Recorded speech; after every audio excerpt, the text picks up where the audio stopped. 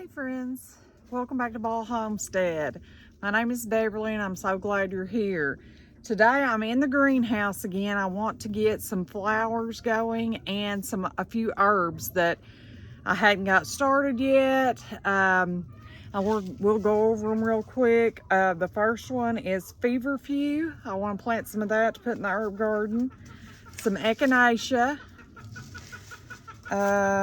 Calendula. I really want to do that because I have a friend that makes the best salve and I want to get her recipe because it is amazing. And then the flowers I want to plant is Rebecca,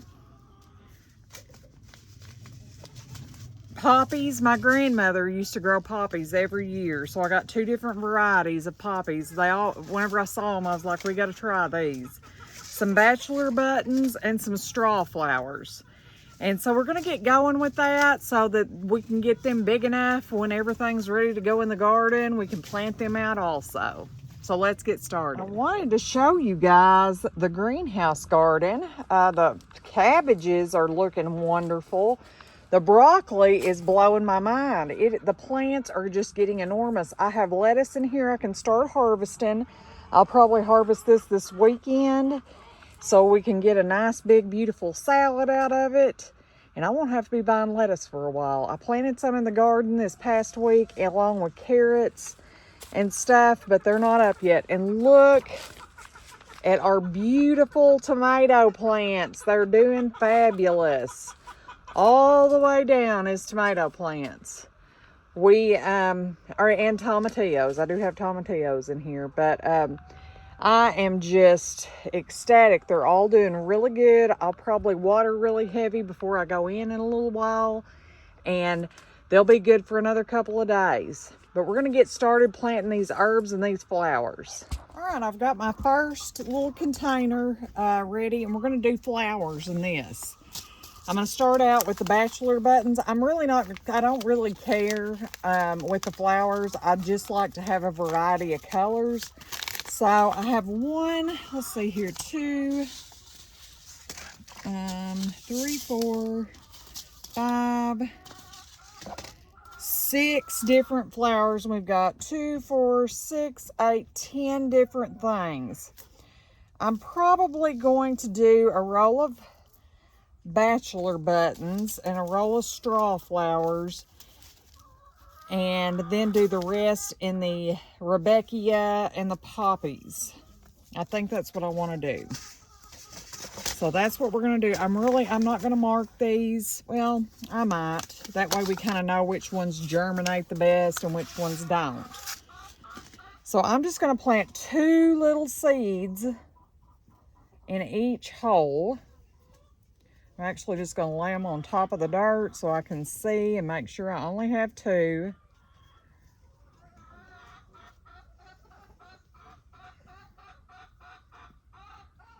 I'm just going to mark them.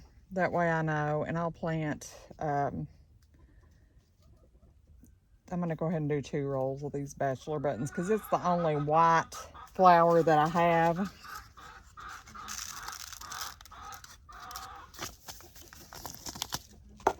We're just going to mash those down in there. I did use some of the potting mix in the bottom, and then I topped it with the seed starting mix so these little seedlings can break through easy. The other is a little bit kind of got wood and stuff in it, and we don't want our little seedlings to have to fight through that. So let me find my marker and see if I've got something to mark with here. I just reuse whatever I can find to I'll mark it out and reuse these as many times as I can. And we'll just stick this here so we know that from this over is bachelor buttons. Now we're going to do these they're called Shirley double mix poppies. My grandmother Walker every year always had the most beautiful poppies. So I'm hoping that we can grow some of that. Oh my gosh, these seeds are tiny. So we may have to be really careful here. I wasn't sure how big the seeds were, so I guess we'll just do little pinches, and we can thin if we need to.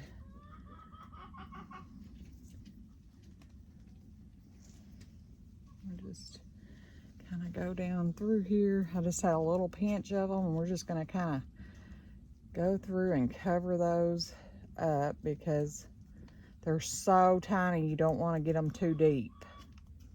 Okay, now we'll do the California poppy, and I'm just going to mark these with 1 and put poppy on it so that we know that they're all poppies. These are a little bit bigger. They'll be a lot more easy to manage than the others. And I do have my beloved zinnias in the house, but I think I'll just direct sow them in the garden. I usually do that with all flowers, but I just thought it might be fun to have a tray of beautiful flowers for us to plant out in the garden together. We'll just kind of take our finger and just kind of mash and cover.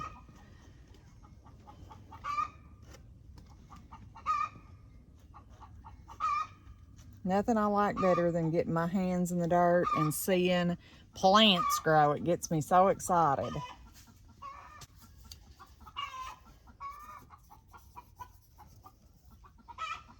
Okay, now we're going to plant the Rebeckia. We're going to do 2 rolls of Rebeckia and 2 rolls of those pretty cutting flowers. Oh, we haven't done the straw flowers yet either. So we'll have to do a roll of each of those. I may just do 1 Rebeckia and 1 straw flower. Yeah, I think that's what we'll do. These are really tiny little seedlings too here. Super tiny. I'll just do a heavy roll of these. Okay. These are called Campfire Rebeckia.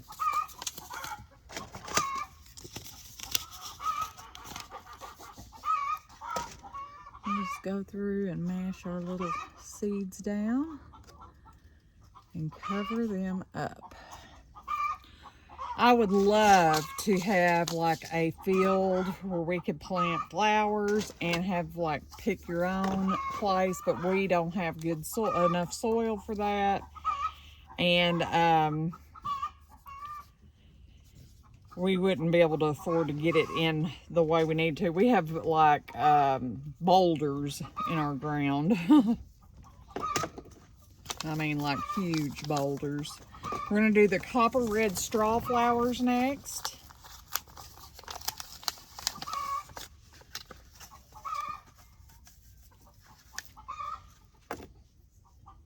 These are all new to me. All these little flowers we're planting. So I'm excited to have some new stuff in the garden. Usually I just go zinnia crazy. And I will plant some zinnias because zinnias are probably my all-time favorite. They grow so beautifully in the garden next to everything.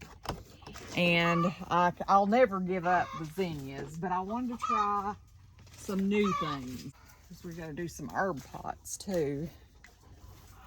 We're going to do straw flower. And next we're going to do these double take columbines. They're a favorite cut flower for growers, and I thought these would be so beautiful to plant in the garden. So we're going to do 2 rolls of those.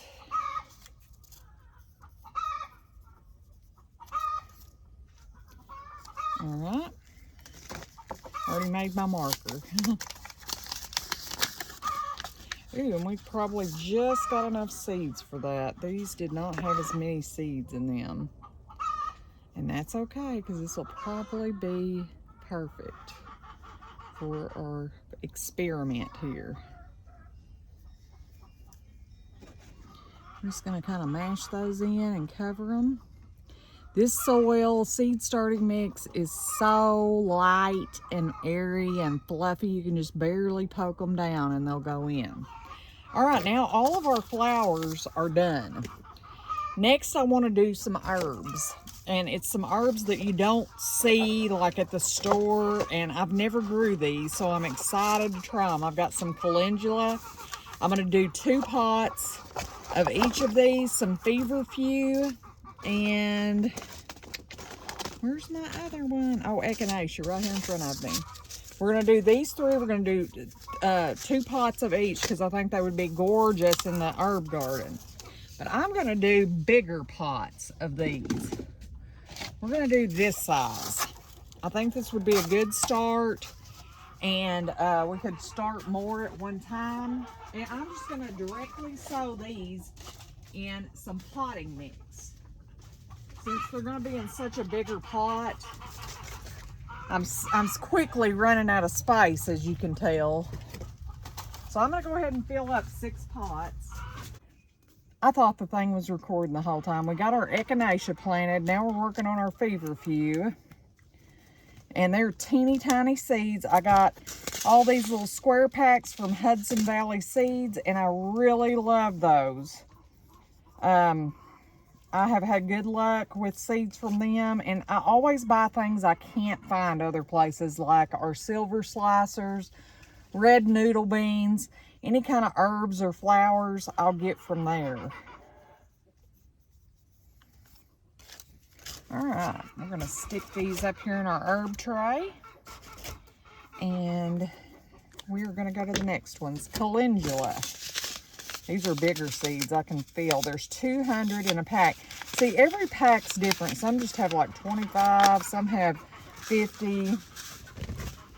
So, you know, it all just depends on what variety of plant you're planting. I'm just going to kind of poke those down and cover them up. I will hope these really do well for us, because I would love to see some pretty herbs growing in that garden. I'm going to poke these around the edges here.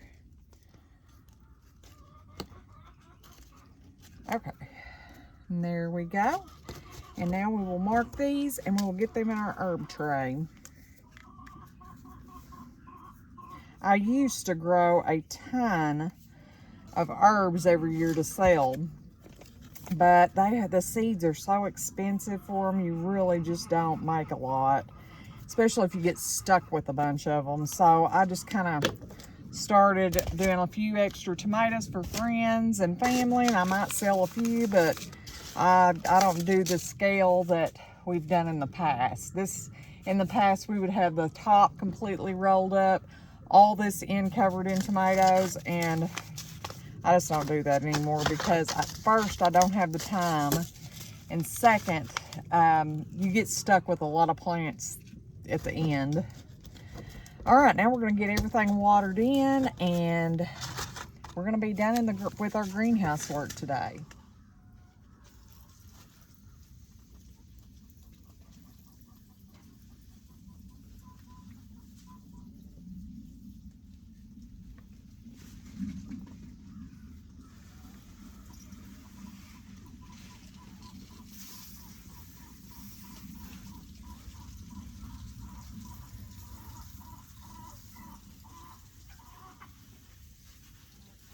All of our plants are just looking marvelous.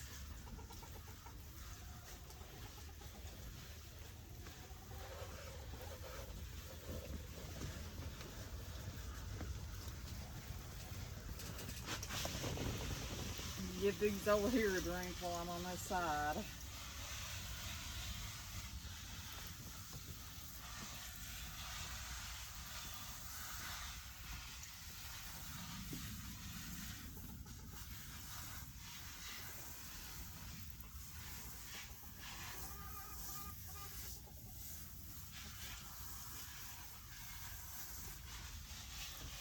I try to come out here every couple of days and water, because I don't want my little seedlings to get too dry. I want them to have plenty to drink.